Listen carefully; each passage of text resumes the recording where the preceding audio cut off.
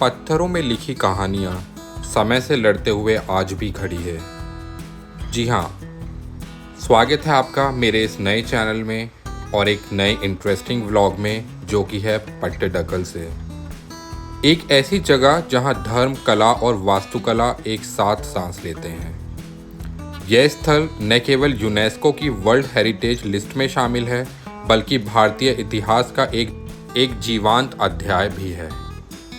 तो चलिए इस एक और नई सैर पे मेरे साथ पट्टडकल के मंदिरों की ओर। तो अगर आप यहाँ पे एंट्री लेंगे, एंट्री लेने के बाद सबसे पहले लेफ्ट हैंड साइड पे आपको टिकट काउंटर मिलेगा। जी हाँ, वर्ल्ड हेरिटेज साइट है और यहाँ पर एंट्री के लिए आपको टिकट लेना पड़ता है। टिकट समवेयर अराउंड 40 से 50 रुपये के आसपास का था। टिकट लेने के बाद आप यहाँ पर चेकिंग करा के, आप गार्ड वहाँ पे ऑलरेडी अवेलेबल होते हैं, उनसे चेकिंग करा के आप अंदर जा सकते हैं। ये वर्ल्ड हेरिटेज मॉन्यूमेंट का वहाँ पे ऑलरेडी लगा हुआ है। और ये चलिए बढ़ते हैं अपने इस नई सैर पे, नए व्लॉग में। पट्टडकल कर्नाटका के बागलकोट जिले में स्थित है। यहाँ पहुँचने के लिए सबसे नज़दीकी शहर है बादामी, जो लगभग 22 किलोमीटर दूर है। बेंगलोर से सड़क या ट्रेन द्वारा 8 से 10 घंटे में पहुँचा जा सकता है। सबसे अच्छा समय है अक्टूबर से फरवरी के बीच।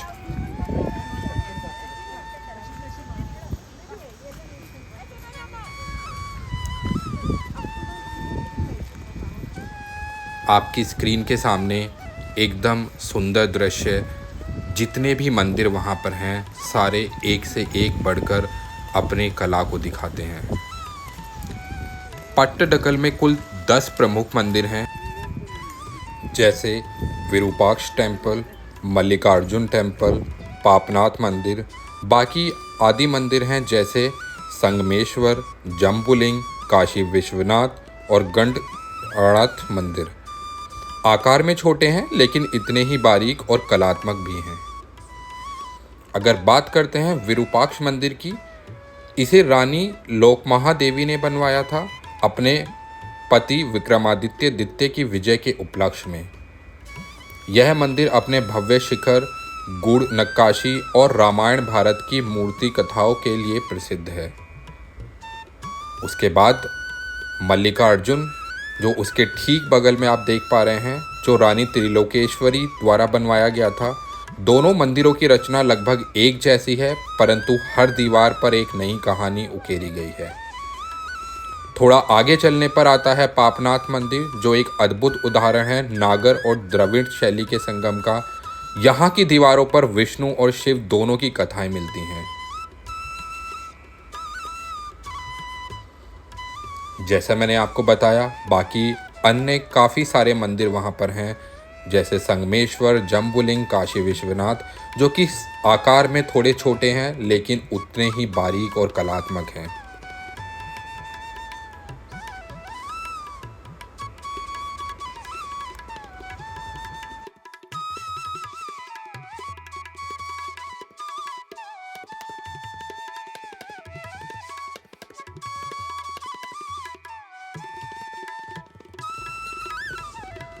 अद्भुत कलाकारी, सोचिए अब से इतने सालों पहले किस तरह से इन मंदिरों का निर्माण किया गया होगा, जब कोई टेक्नोलॉजी अवेलेबल नहीं होती थी।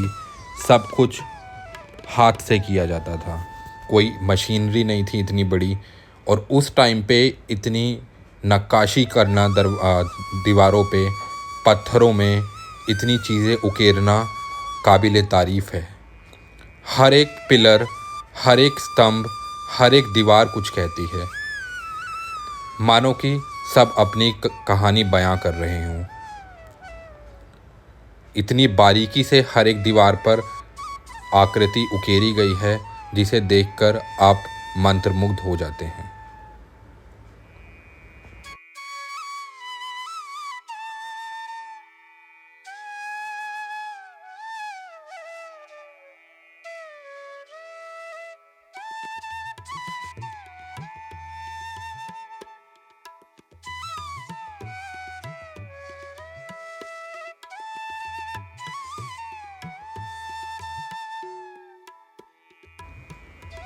पट्टडकल की सबसे खास बात है यहाँ की दो स्थापत्य शैलियों का मिलन, उत्तर भारत की नागर शैली और दक्षिण भारत की द्रविड़ शैली एक साथ एक ही परिसर में। यहाँ के पत्थरों में जीवन है, शिव, विष्णु, देवी देवताओं के साथ साथ नृत्य, संगीत, युद्ध और प्रेम के दृश्य भी उकेरे गए हैं। हर खंभा, हर द्वार जैसे कुछ कह रहा हो।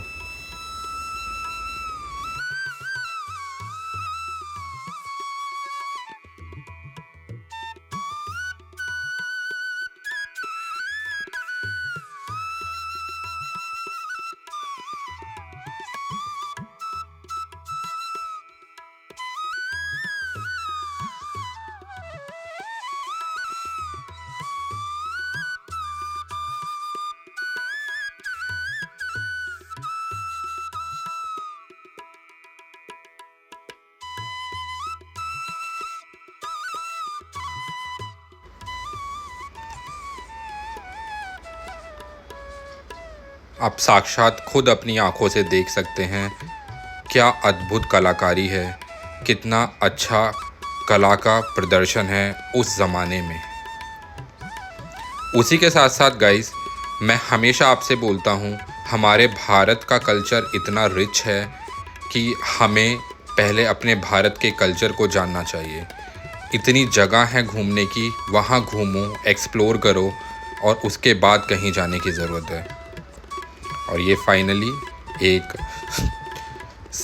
परफेक्ट सेल्फी लेने के लिए थोड़ा सा स्ट्रगल, बट हमेशा बोलता हूँ कि इतना out of the world experience था अपने भारत की जगहों में घूमना, नई नई जगह एक्सप्लोर करना। और गाइस, यहाँ पर आने के लिए कोई ज़्यादा भी नहीं है, आप नॉर्मली बैंगलोर से आ सकते हैं, जैसे मैंने ब्लॉग के स्टार्टिंग में बताया था।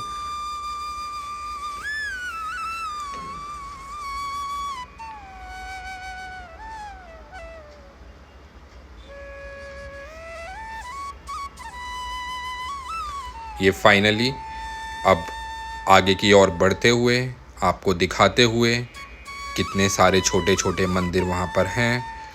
एक और चीज़ जो मैंने वहाँ नोटिस की थी, यहाँ पर एक दो मंदिर में पंडित जी भी थे जो पूजा करा रहे थे वहाँ पे, लाइक दीपक वगैरह जला रहे थे शायद। बट अंदर तो मैं नहीं गया फॉर श्योर, क्योंकि मैं ऑलरेडी ट्रैवलिंग कर रहा था और मैं अंदर नहीं जाना चाह रहा था इस चक्कर में कि